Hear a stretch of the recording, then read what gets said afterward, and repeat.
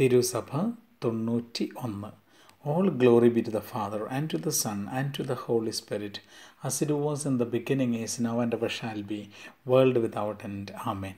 സ്നേഹമുള്ള സഹോദരി സഹോദരന്മാരെ, ഇന്ന് നിങ്ങൾ ഓരോരുത്തരുമായി പങ്കുവയ്ക്കാൻ ആഗ്രഹിക്കുന്ന കർത്താവിൻ്റെ വചനം യേശയ്യാ പ്രവാചകൻ്റെ പുസ്തകത്തിൻ്റെ 20-ാമത്തെ അധ്യായത്തിൻ്റെ 2-ാമത്തെ തിരുലിഖിതമാണ്.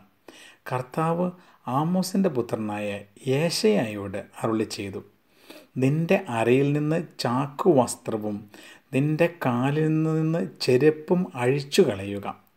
അവൻ അതനുസരിച്ച് നഗ്നനായും ചെരുപ്പിടാതെയും നടന്നു. പ്രിയമുള്ള സഹോദരങ്ങളെ, യേശയ്യാ പ്രവാചകൻ്റെ ജീവിതത്തിൽ ഒരു പ്രത്യേക സാഹചര്യത്തിൽ ദൈവം സംസാരിക്കുകയാണ്.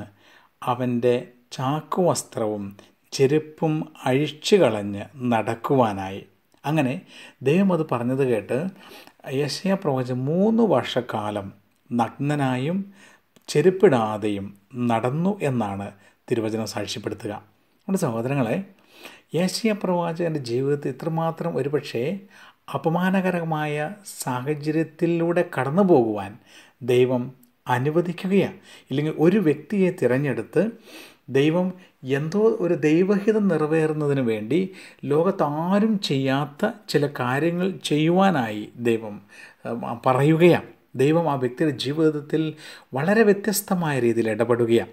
അത് അദ്ദേഹത്തിന് വലിയ ഒരുപക്ഷെ വേദന ഉളവാക്കുന്നതായിരിക്കും. എന്നാൽ ദൈവത്തിൻ്റെ പ്രവാചകനായിരുന്ന യേശയ്യാ ദൈവത്തിൻ്റെ ആ ഒരു ഹിതം തൻ്റെ ജീവിതത്തിൽ ഏറ്റെടുത്ത് ദൈവം ആഗ്രഹിച്ചതുപോലെ 3 വർഷക്കാലം നഗ്നനായും ചെരുപ്പിടാതെയും ലോകത്തിൻ്റെ മുഴുവനും പരിഹാസപാത്രമായി നടക്കുകയാണ്. പ്രിയമുള്ള സഹോദരങ്ങളെ, വീണ്ടും തിരുവചനം ഇപ്രകാരം പഠിപ്പിക്കുകയാണ്.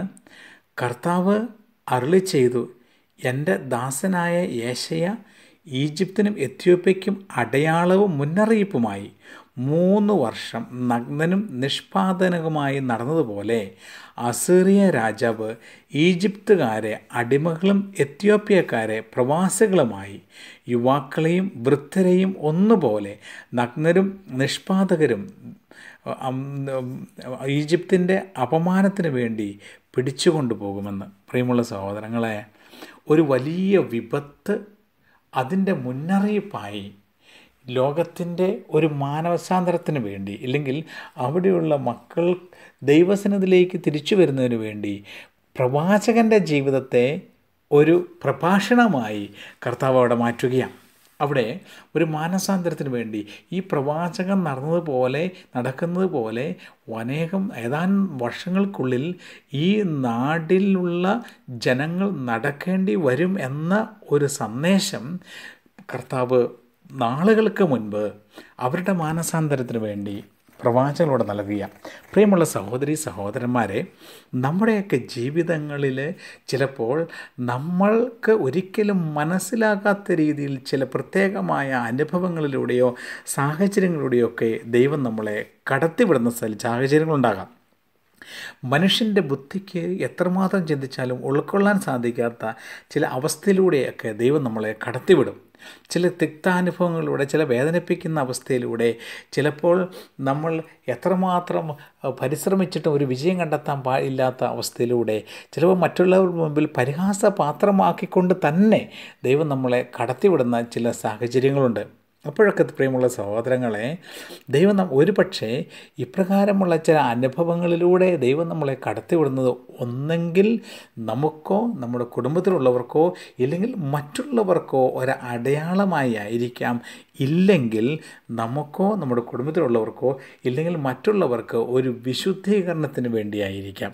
ഒന്നെങ്കിൽ നമ്മളെ മറ്റുള്ളവരുടെ മുമ്പിൽ ഒരു അടയാളമാക്കി മാറ്റുന്നു, ഇല്ലെങ്കിൽ നമ്മളുടെയോ മറ്റുള്ളവരുടെയോ ഒക്കെ ഒരു ജീവിത വിശുദ്ധീകരണത്തിന് വേണ്ടി ദൈവം അനുവദിക്കുന്ന ചില സഹനങ്ങളിലൂടെ, അനുവദിക്കുന്ന ചില അനുഭവങ്ങളിലൂടെ നമുക്കതൊരു പക്ഷേ അപമാനമാകാം, നമുക്കത് വേദനയാകാം, തിക്താനുഭവമാകാം, കടന്നു പോകാൻ ദൈവം അനുവദിക്കും. അത് നമ്മുടെ ആരുടെയും സമ്മതം നോക്കിയല്ല ദൈവം ഇത് അനുവദിക്കുക. അതുകൊണ്ട് പ്രിയമുള്ള സഹോദരങ്ങളെ, ഇപ്രകാരമുള്ള നമുക്ക് ജീവിതത്തിൽ ബുദ്ധി കൊണ്ട് ചിന്തിച്ച് മനസ്സിലാക്കാൻ സാധിക്കാത്ത ഏതെങ്കിലുമൊക്കെ അനുഭവങ്ങളിലൂടെ, സാഹചര്യങ്ങളിലൂടെയൊക്കെ നമ്മൾ കടന്നു പോകുന്നുണ്ടെങ്കിൽ ഉടനെ നമ്മൾ തളരരുത്, മറിച്ച് അതിലൊരു ദൈവഹിതം നിറവേറാനുണ്ട് എന്ന് മനസ്സിലാക്കിക്കൊണ്ട് നമ്മുടെ ജീവിതങ്ങളിൽ എന്തെങ്കിലും വിശുദ്ധീകരണത്തിൻ്റെ ആവശ്യമുണ്ടോ എന്ന് ചിന്തിക്കണം.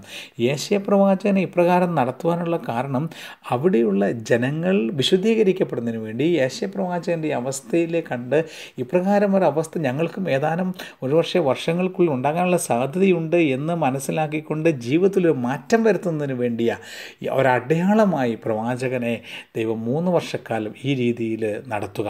അതുകൊണ്ട് സഹോദരങ്ങൾ ചിന്തിക്കുന്ന ഇപ്രകാരമാണ്, നമ്മുടെയൊക്കെ ജീവിതങ്ങളിൽ ഇപ്പോൾ അങ്ങനെയുള്ള അവസ്ഥകളിലൂടെ നമ്മൾ കടന്നു പോകുമ്പോൾ ഒന്നുകിൽ വ്യക്തിപരമായി എൻ്റെ ഒരു മാനസാന്തരത്തിന് വേണ്ടിയോ, അല്ലെങ്കിൽ കുടുംബത്തിൽ എന്നിലൂടെ എന്തെങ്കിലും ക്രമീകരിക്കപ്പെടുന്നതിന് വേണ്ടിയോ ഒക്കെ എന്തെങ്കിലും ദൈവത്തിന് ഇടപെടാറുണ്ടോ എന്ന് നമ്മൾ ചിന്തിക്കണം.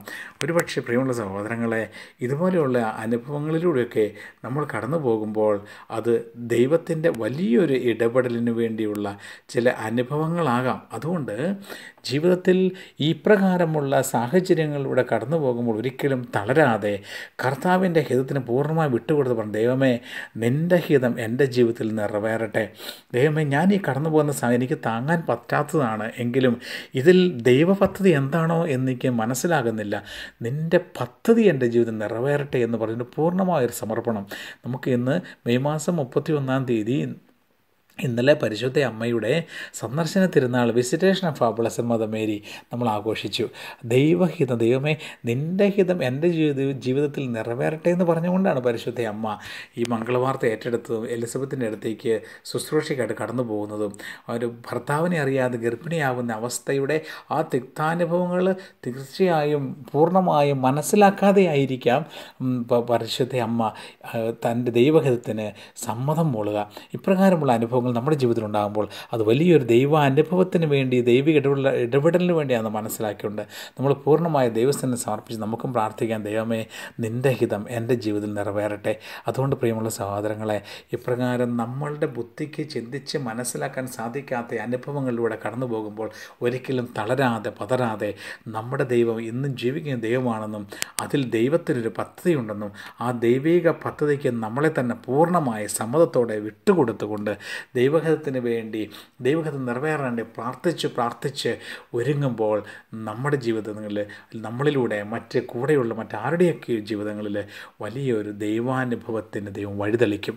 അതുകൊണ്ട് ഒരിക്കലും ഇപ്രകാരമുള്ള അനുഭവങ്ങൾ തളരാതെ പതറാതെ ധൈര്യമായി ദൈവത്തിന് പൂർണ്ണമായി വിട്ടുകൊടുത്തുകൊണ്ട് ഒരു ദൈവിക പദ്ധതിക്ക് വേണ്ടി നമ്മളെ തന്നെ സമർപ്പിച്ച് ദൈവത്തിൽ പൂർണ്ണമായി ആശ്രയിച്ച് മുന്നോട്ട് പോകുക.